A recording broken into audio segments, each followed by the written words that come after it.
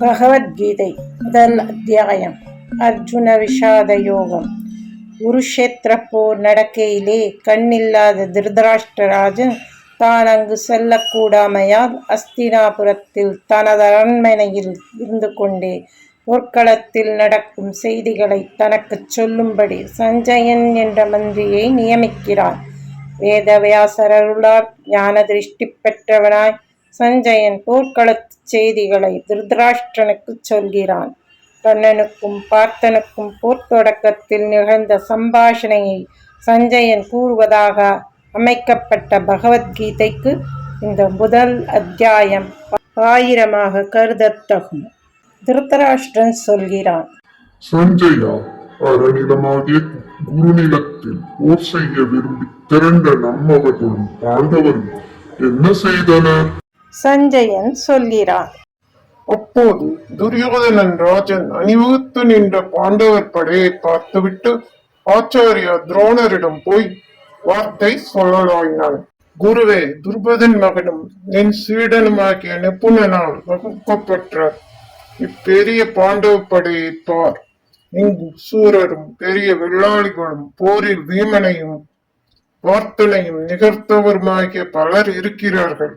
யூதானன், விராடன், மகாரதனாகிய துர்பதன், திருஷ்டகேது, சேக்கிதானன், வீரியமுடைய காசிராஜன், புருஜித், குந்திபோஜன், மனிதரேராகிய சைலியன், வலிமை மிக்க வதாமன்யுகு, உத்தமௌஜா என்ற வீரன், சுபத்திரை மகன், திரௌபதி மக்கள் எல்லோருமே மகாரதர். இனி எனது படைக்கு நாயகராய் நம்முள்ளே சிறந்தோரையும் தேர்ந்து கொள். இருப்பிறப்பாளரில் மேம்பட்டவனே, பொறுப்பின் பொருட்டாக அவர்களை உனக்கு சொல்கிறேன். நீ பீஷ்மன், கர்ணன், பொருணர் கூட்டத்தை வெல்வோனாகிய கிருபன், அசுவத்தாமன், விகர்ணன், சோமத்ததத்தன் மகன், இன்னும் வேறு பல சூரர் என பொருட்டு வாழ்க்கையை துறந்தோர், பலவிதமான ஆயுதங்களும் அம்புகளும் உடையோர் எல்லோருமே போரில் நிபுணர். பீஷ்மனால் காக்கப்படும் நமது படை நிறைந்திருக்கவில்லை. வீமனால் காக்கப்படும் இவர்களுடைய படையோ நிறைந்திருக்கிறது. நீங்கள் அனைவரும் வகுப்புகளின்படி எல்லா இடங்களிலும் நின்று கொண்டு பீஷ்மனையே காக்க கடவி. துரியோதனனுக்கு மகிழ்ச்சி இழைக்குமாறு கீர்த்தி மிக்க கௌரவர் கிழவனாகிய பாட்டன் உயர்ந்த குரலில் சிங்கநாதம் புரிந்து சங்கை ஓதினான்.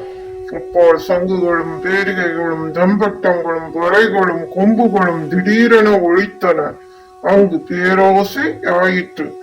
பின்பு வெள்ளை குதிரைகள் பூட்டிய பெருந்தேரில் நின்ற மாதவனும் பார்த்தனும் தேவச்சங்குகளை ஊதினர். கண்ணன் பாஞ்சஜன்யத்தை ஊதினான். தேவதத்தன் என்ற சங்கை தனஞ்சயன் ஒழித்தான். அஞ்சுதற்குரிய செயல்களுடைய யோனாய் வயிற்று வீமன் பௌண்டம் என்ற பெருஞ்சங்கை ஊதினான். உய்தி மகனாகிய யுதிஷ்டிரன் அனந்த விஜயம் என்ற சங்கையும், நக்குலனும் சகாதேவனும் முறையே சுகோஷம் மணிபுஷ்பகம் என்ற சங்குகளை ஊதினர். வில்லாளிகளில் மிகச் சிறந்த காசிராஜனும் மகாரத்தனாகிய சிக்கண்டியும், திருஷ்டதிம்னனும், விராட்டனும், வெல்லப்படா சாத்தியயுக்கியும், துர்பதனும் துருபோதை மக்களும் பெருந்தோளடையவனாகிய சுபத்திரை மகனும் தனித்தனியே தத்தம் சங்குகளை ஒழித்தனர். பூமிக்கு தலைவனை அந்த பெருமுழக்கம் வானையும் மண்ணையும் உடல் ஒழிக்கச் செய்வதாய் திருதராஷ்டிர கூட்டத்தாரின் நெஞ்சுகளை பிளந்தது. அப்பா அம்புகள் பறக்க தலைப்பட்டன. அப்போது குறுங்கு கொடி உயர்த்த பார்த்தன் திருதராஷ்டிர கூட்டத்தாரை நோக்கி வில்லை ஏந்தி கொண்டு கண்ணனை பார்த்து சொல்கிறான்: அச்சுதா, படைகள் இரண்டுக்கும் நடுவே என் தேரை கொண்டு நிறுத்துக என்று சமரை விரும்பி நிற்கும் இவர்களை நான் பார்க்க வேண்டும்.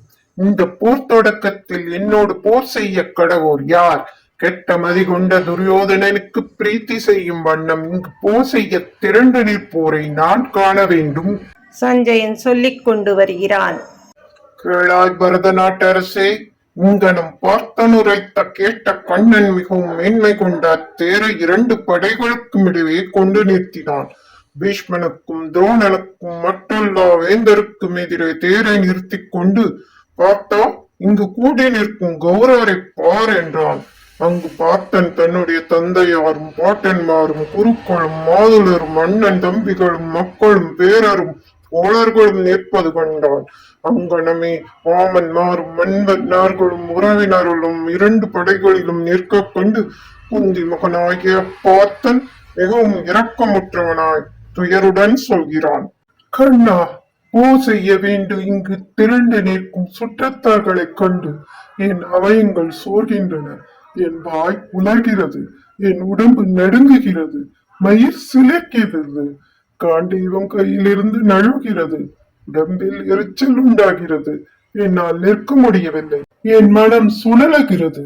கேசவா, விபரீதமான சகனங்கள் பல காண்கிறேன். போரிலே சுற்றத்தார்களை மடிப்பதில் எனக்கு நன்மை தோன்றவில்லை. கண்ணா, நான் வெற்றியை விரும்புகிறேன், ராஜ்யத்தையும் இன்பங்களையும் வேண்டுகிறேன். கோவிந்தா, நமக்கு ராஜ்யத்தால் ஆவதென்ன, இன்பங்களால் ஆவதென்ன, உயிர் வாழ்க்கையாலும் ஆவதென்னே? யாவர் பொருட்டு நாம் ராஜ்யத்தையும் போகங்களையும் இன்பங்களையும் விரும்புகிறோமோ அவர்கள் உயிரையும் செல்வங்களையும் துறந்தோராய் இங்கு வந்து நிற்கிறார்கள். குருக்களும் தந்தையரும் மக்களும் பாட்டனர்மார்களும் மாதுளரும் மாமன்மாரும் பேரரும் மைத்தனரும் சம்பந்திகளும் இங்குள்ளனர். மதுசூதனா, யான் கொல்லப்படினும் இவர்களை கொல்ல விரும்புகிறேன். மூவுலகினின் ஆட்சி பெறுதற்கினும் இது செய்யேன், பூமியின் பொருட்டு செய்வேனோ. ஜனார்த்தனா, திருதராஷ்டிர கூட்டத்தாரை கொண்டு நாம் என்ன இன்பத்தை அடைய போகிறோம்? இந்த பாதரை கொல்வதனால் நம்மை பாவமே சேரும். ஆதலால் சுற்றத்தாராகிய திருதராஷ்டிர வர்க்கத்தாரை கொல்வது நமக்கு தகாது. மாதவா, பந்துக்களை கொன்ற பின் நாம் இன்புற்று இருப்பது எப்படி? அவ்வாவின் மிகுதியால் அறிவிழந்த இவர்கள் குலத்தை அழிப்பதில் விளையும் தீங்கையும் நண்பர்க்கு சதி செய்வதில் உள்ள பாதகத்தையும் காண்கிறராயினும் ஜனார்தனா, குலநாசத்தால் ஏற்படும் குற்றத்தை உணர்ந்த நாம் இப்பாவத்தில் நின்று விலகும் வழி அறியாதிருப்பதென்ன? குலநாசத்தால் என்றும் உள்ள குல தர்மங்கள் அழிகின்றன. தர்மம் அழிவதனால் குலம் முழுவதும் அதர்மம் சூழ்கின்றது. கண்ணா, அதர்மம் சூழ்வதனால் குல ஸ்திரீகள் கெட்டுப் போகிறார்கள். விஷ்ணு குல தோன்றலே மாதர் கெடுவதனால் வர்ண குழப்பம் உண்டாகிறது. அக்குழப்பத்தால் குலத்தார்க்கும் அதனை அழித்தார்க்கும் நரகம் ஏற்படுகிறது. இவர்களுடைய பித்ருக்கள் பிண்டமும் நீரும் இன்றி வீழ்ச்சி பெறுகிறார்கள். வர்ண குழப்பம் உண்டாகும்படி குலக்கேடு செய்யும் குற்றங்களால் ஜாதி தர்மங்களும் தொன்று தொட்டு உள்ள குல தர்மங்களும் எடுபட்டு போகின்றன. ஜனார்த்தனா, குல தர்மங்கள் எடுபட்டு போன மனிதருக்கு எக்காலும் நரகத்தில் வாசம் என்று கேள்விப்படுகிறோம். அந்தோ அரசு இன்பத்தை விழுந்து சுற்றத்தாரை கொல்ல முற்படும் நாம் பெரிய பாவம் செய்ய தலைப்பட்டோம். கையில் ஆயுதம் இல்லாமல் எதிர்க்காமல் நிற்கும் என்னை இந்த திருதராஷ்டிர கூட்டத்தார் ஆயுத பாணிகளால் போரில் மடித்து விடினும் அது எனக்கு பெரிய நன்மையே யாம். சஞ்சயன் சொல்கிறான். போர்க்களத்தில் இவ்வாறு சொல்லிவிட்டு பார்த்த நம்புகளையும் வில்லையும் எரிந்துவிட்டு துயரில் மூழ்கிய மனத்தினாய் தேர்ப்பீடத்தின் மேல் உட்கார்ந்து கொண்டான்.